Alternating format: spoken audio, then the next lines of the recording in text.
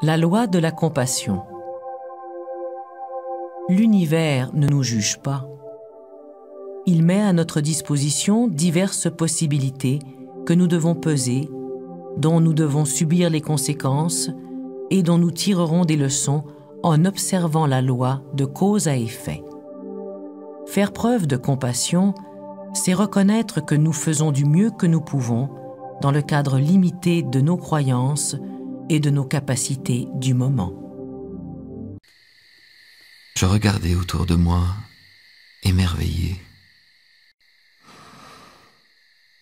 Tout a l'air si vivant. Et tout l'est, effectivement. Tu peux maintenant apprendre la loi de la compassion auprès de la terre, dont nous foulons l'écorce, dont nous coupons et brûlons les arbres, dont nous exploitons les ressources vivantes en poursuivant nos petites affaires, sans jamais penser à lui demander la permission ni à la remercier. Alors je te demande ceci. Si la terre peut te pardonner tes erreurs, ne peux-tu pas te pardonner à toi-même et faire preuve à l'égard des autres de la même compassion?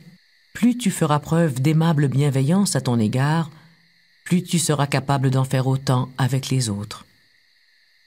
Le temps est venu pour toi, pèlerin, de te voir et de voir les autres sous un angle nouveau, sans les jugements ni les attentes qui créent un mur entre toi et le monde.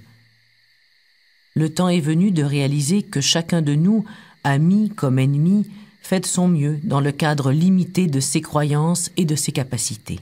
J'essaie de ne pas juger les autres. Mais que faire avec les gens violents ou cruels ? La loi de la compassion n'est ni arbitraire ni conditionnelle.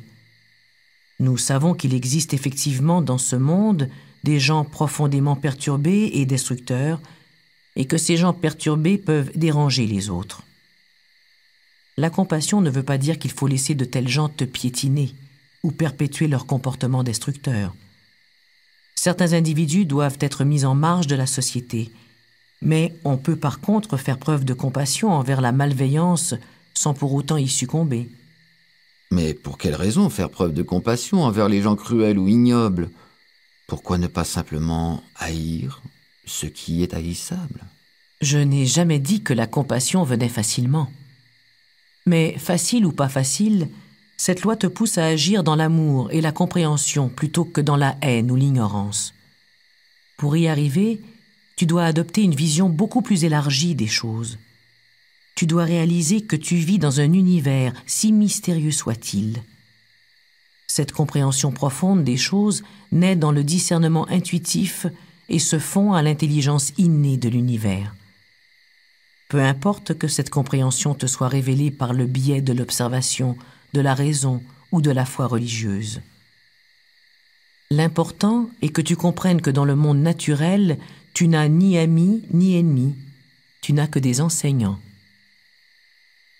Te souviens-tu d'une occasion dans ta vie où tu as eu une dispute virulente avec quelqu'un, où tu te sentais plein de ressentiment, envieux ou trahi? Oui. Remémore-toi cette dispute et retrouve la sensation de souffrance et de colère.